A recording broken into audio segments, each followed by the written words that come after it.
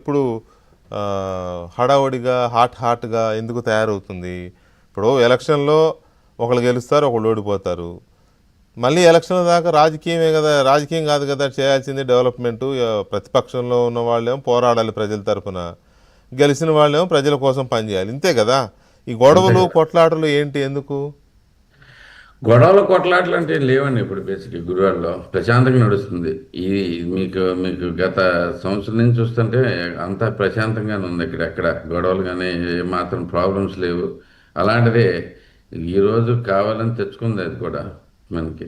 ఆ రోజు అనవసరమైన ఈ గొడవ జరగకపోతే ఎవరి దారిన వాళ్ళ ప్రోగ్రాం వాళ్ళు అక్కడ చేసుకునే వాళ్ళు, వీళ్ళు మాది మేము ఇక్కడి నుంచి చేసుకుంటూ పోయేవాళ్ళం. బేసిక్ ఇక్కడ సుపరిపాలన ప్రోగ్రాం. సో ఎలక్షన్ ముందు కూడా అంతే కదా. ఎలక్షన్ ముందు కూడా అదేదో సినిమా హాల్ గొడవ, ఆ ల్యాండ్ గొడవ, లేకపోతే ఇంకేదో భూములు గొడవ, ఇటువంటి గొడవలతో ఎప్పుడు దాదాపు అంత ముందు చాలా ఉన్నాయండి. నేను గ్యారంటీ చెప్తున్నాను. అది అంత ముందు చాలా ఉన్నాయి. చాలా దుర్మార్గంగా ఉండేది పరిస్థితిని. ప్రజలందరూ ప్రశాంతంగా ఉంది అమ్మయ్య అనుకున్న పరిస్థితిలోకి వచ్చారు యాక్చువల్గా. కానీ అంత ప్రశాంతంగా ఉండటం అనేది వైసీపీకి ఎప్పుడూ ఇష్టం ఉండదు కదా. మీకు తెలిసిన మ్యాటర్ అది. దాంట్లో మనం మాట్లాడుకోవాల్సింది కూడా ఏం లేదు. ప్రశాంతత అనేది వైసీపీకి నెగిటివ్. ఓకే. సో వాళ్ళు నిత్యం ఏదో గొడవ చేస్తూనే ఉండాలి. దాంట్లోంచి ఏదో రకంగా వాళ్ళు ప్రజల్లో నోళ్లను నానాలి. తిట్టుకున్నా పర్లేదు వాళ్ళు. జనాలు తిట్టుకుంటున్నారనే ప్రోగ్రాం అసలు మర్చిపోయారు. వాళ్ళు తిట్టుకుంటారు. ఇలాంటి మాటలు మాట్లాడితే, లేదా ఇట్లాంటి పనులు చేస్తే తిట్టుకుంటారు జనాలు అనే మ్యాటర్ అసలు మర్చిపోయారు పూర్తిగా.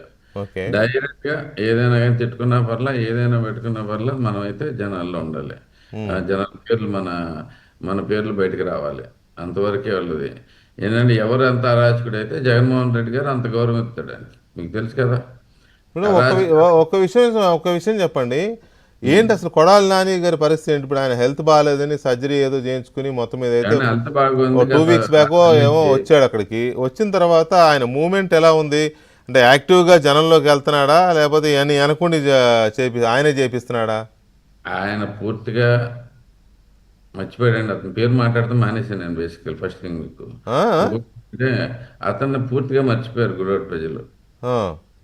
అతను అనేవాడు ఉన్నాడు అనేది కూడా మర్చిపోయారు దాంట్లో నుంచి. మీకు ఎందుకంటే ఈ సంవత్సరం మీరు ఎలక్షన్ ముందు మీకు గుర్తుండే ఉంటుంది, ఈ ఓడిపోయిన వాళ్ళు ఎవరు కనపడకుండా వెళ్ళిపోతారని.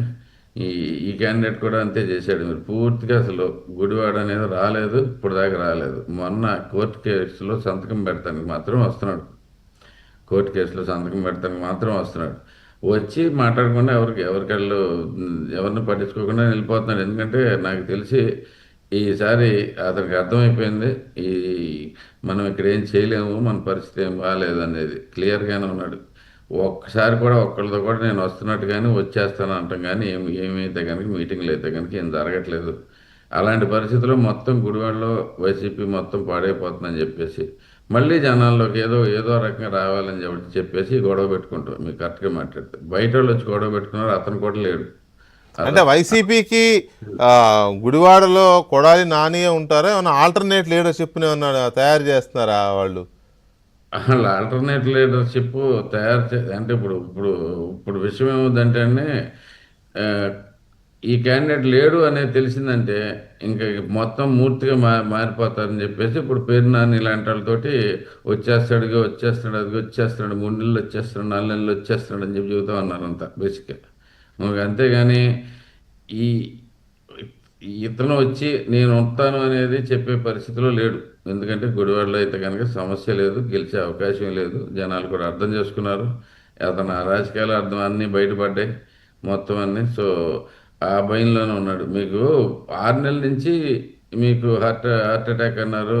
6 నెలలో 5 నెలలు అయింది హార్ట్ అటాక్ అని. 3 నెలలు అంతకుముందు అంతా ఏమైంది? ఒక్కరోజు కూడా రాలేదుగా, ఒక్క పూట కూడా రాలేదుగా, ఏమైనా కానీ ఇక్కడికి రాలేదుగా. సో అతను మర్చిపోయారు కూడా ప్రజలు మర్చిపోయిన అతన్ని మళ్ళీ ఏదో లేపాలని చెప్పేసి అంటే పేరు వాడుకోవాలని ఆ క్యాండిడేట్కి అయితే అంత ధైర్యం కూడా లేదని నా ఉద్దేశం. తప్పలేదు, నాయకులు అన్నాక ఎలాగైనా వాళ్ళ నాయకులను వాళ్ళు కాపాడుకోవాలనుకుంటారు. ఏ పార్టీ అయినా చేస్తారనుకుంటారు. అదేం తప్పు పట్టాల్సిన అవసరం